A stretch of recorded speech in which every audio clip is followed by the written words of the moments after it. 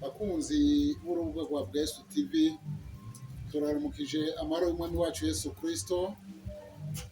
Uyu mwanya turanezerewe kubona dufise umutumire umupfasoni akunda Imana, agomba gushimira Imana ibyo yamukoreye. Rero twagomba tumusabe atwibwire, abwire n'abamwumviriza hano muri studio ya Bwesu TV, atubwire izina ryiwe, hanyuma aca asenga imbere yuko atubwira kw'ijambo. Turamuhaye ikaze. Hama jewe nditwa Ndayisenga Estherine Uwimana yagiriwe ubuntu. By'ukuri numva shima Imana cyane kuko Imana yarabungiriye. Nibwo rero ngomba kuvugira ahantu tuyage namwe. None rero mu kubuvuga tumanza gusenga. Reka dusenge. Mukama Mana yacu turagushimiye cyane urukundo rwawe. Ndagushimiye ko ari wowe wajanye umusavyi wawe ko tubonanira hano hantu. Ukemera ko mvuga kuko niwe wabiteguye. Ndagushimira cyane ko wankunze ntaragukunda, ukemera Mana wo mwijuru uko mpagarara ahantu nkuko wabinyiriye ko akabanga. None nuhabwa icubahiro, aba ari wowe ufise ijambo rikuru, abavyumvirije bibafashe kubwa Yesu Kristo umucunguzi wacu. Amen. Okay, turabandanya. Twagomba tumubusabe atubwire ikiri ku mutima, icyo Imana yamukoreye. Turaguhaye ikaze. Hama jewe ikintu Imana yankoreye nuko Imana yankunze nkiri muto, kandi kuva mu mwaka mfise imyaka 11 Imana yatanguye kuvugana nanje ntarayimenya. Irambarira ari mwijoro ngo ninje kumwisengero kurinda kurya abana nyene baba bariko bayuba mu bandi.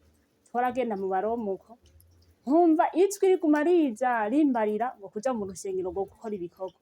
Nkaca mvyuka nkabwira mama ati none irijwi rimbarira kuja kuririmba nobigenza nte? Nukuri mama akambarira ati mwana wanje iryo n'ijwi ry'Imana. Nkama ndiko ndarira imisi yose mwijoro. Ndafata ingingo ndavuga ati umunsi umwe nzorire kugira ngo nzobone Imana. Nukuri nararize cyane ngira nk'umunsi wose ndiko ndarira, ariko siyo ndaciye ndayibonera. Kumbe sinarinzi ko ngomba kuja kuyikorera. None narayemereye mu myaka 12 ca ndabatizwa. Nukuri mfise 13 ndakomezwa. N'iyi saha niyumvire ko umwami wanje sindamumara amaja. Urakoze cyane, urakoze cyane. Mbega ugereranije wari ufise nk'imyaka ingahe? Ugereranije muri ico gihe wumva iryo jwi ryakubwira ngo genda mu rusengero, ugereranije wari ufise nk'imyaka ingahe? Nari mfise imyaka 11. 11. Ubu none ufise abana bangahe? Ubu mfise abana 4. Kumbe rero umaze imyaka myinshi mu Mana. Imana yarakoze kugira neza. Mbega iri shengero uriko hano ni bahita ngo iki? Ni muri paruwasi, ni kw'ishure rihe paruwasi yihe? Ni kw'iparuwasi ya Ndava. Ishure ni Mbizi. Urakoze cyane. Yego. Ngira diocese ni Rumonge? Ni Rumonge. Yego, sawa. Woshobora kubandanya ibindi Imana yagukoreye. Mbega uravuze ko ufise abana 4? Yego. Umugabo wawe arakijijwe akunda Imana? Mfise umushinga ntaho umwe. Ni umukozi w'Imana, nanje nkaba ndi umukozi w'Imana. Imana ishimwe. Mbega mwubatse kuva ryari? Twubatse muri 2015. Urakoze cyane, urakoze. Yesu aguhezagire. Mbe nta bindi Imana iba yaragukoreye kuva muri ico gihe umaze kwinjira mu rusengero? Yankoreye ibintu byinshi cyane.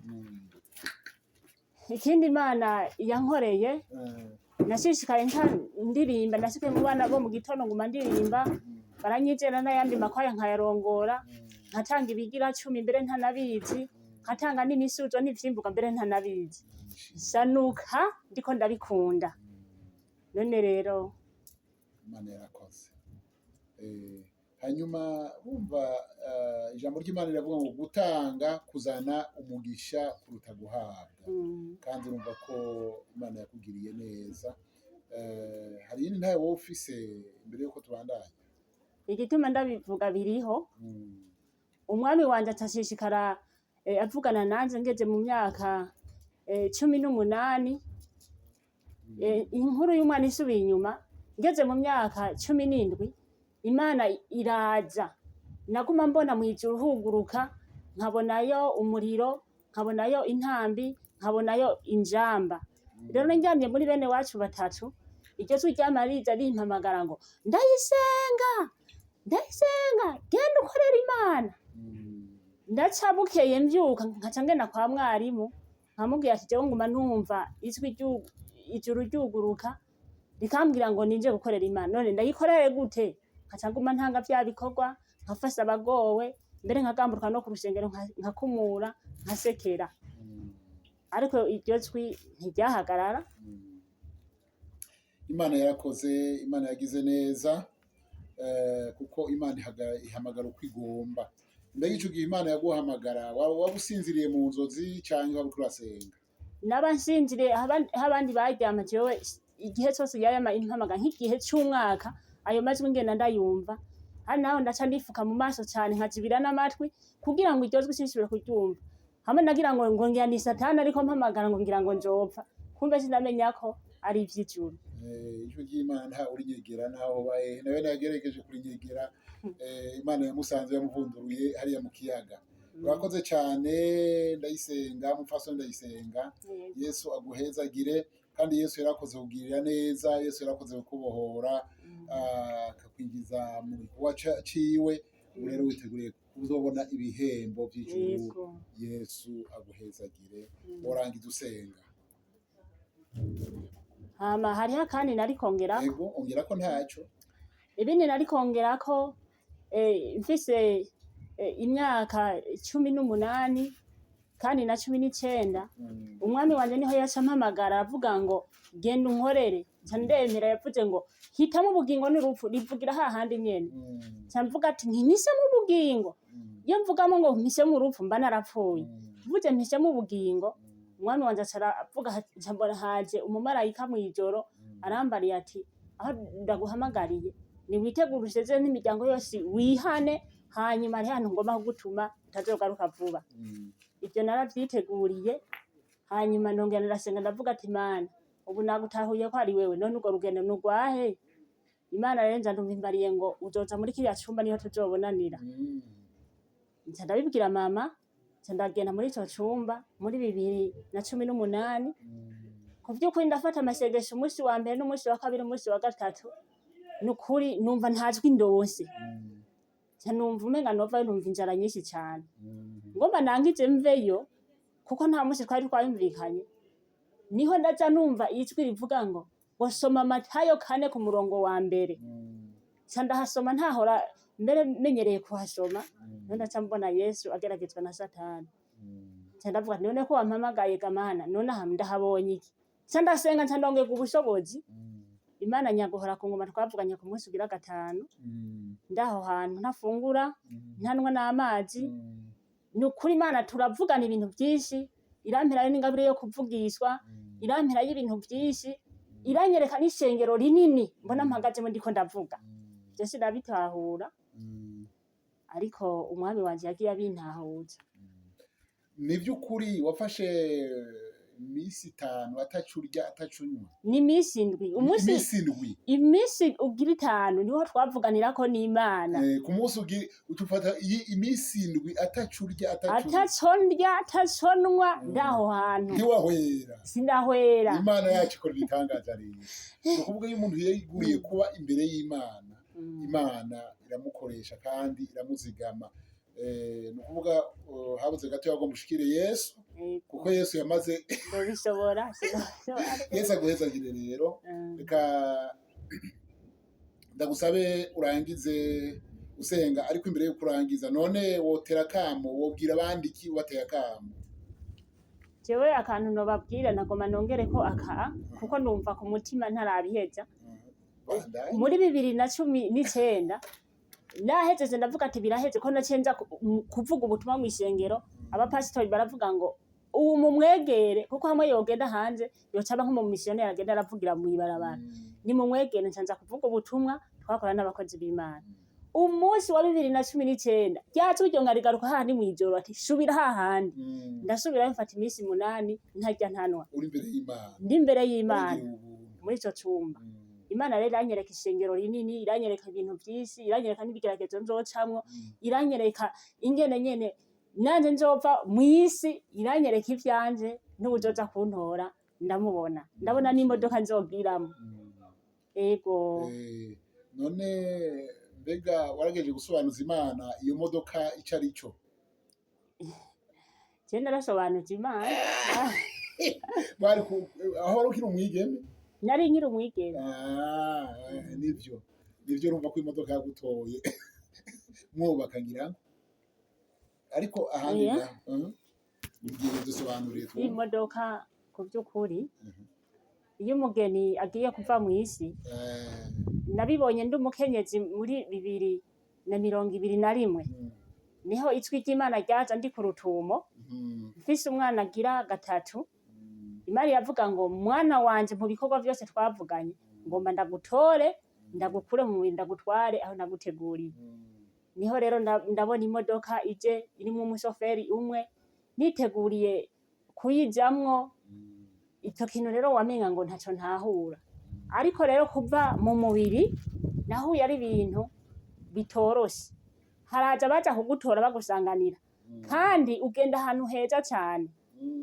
Mbona rero ngiye kuzokwambikwa ikanzu, nico gitumana n'ubu ikanzu sindayireka kuko ikanzu ndayibonyemo ikimenyetso c'abantu bo mwijuru.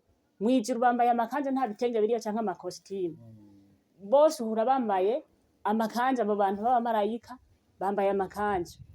Kandi n'ubu umugeni avuye mw'isi harya umuntu apfa, Imana irambwira ngo umve ndakubwira ibyo uzoza kuvuga.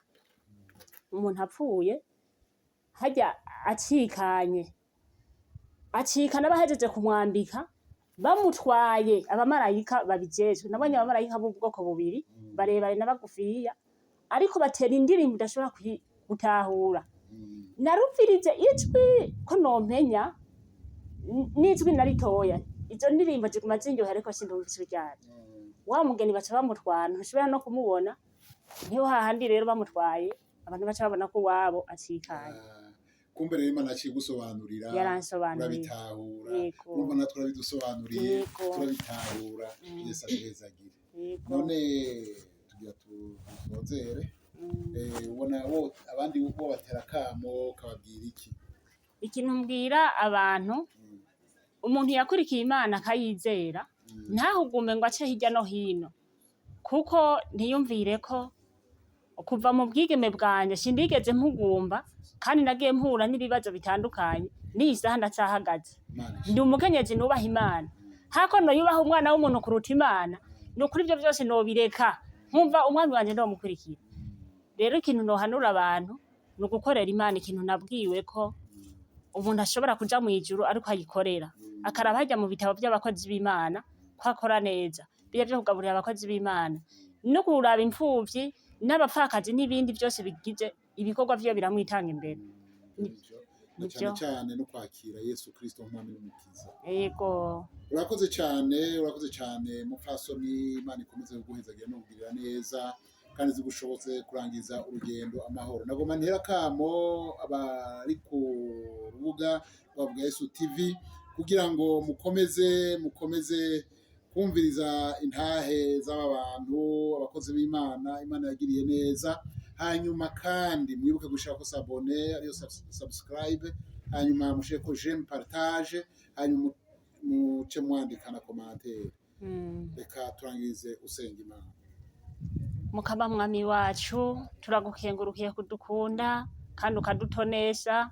Mwami wo mwijuru ntaco twarico, ibyo tuvuga byaye byagiriwe abamarayika, ariko none n'ukuri turabwiye abandi bene data bakiboshwe, ubigishe Mana wo mwijuru kubohoka mu mutima nk'uko wambohoye nkiri mutoya.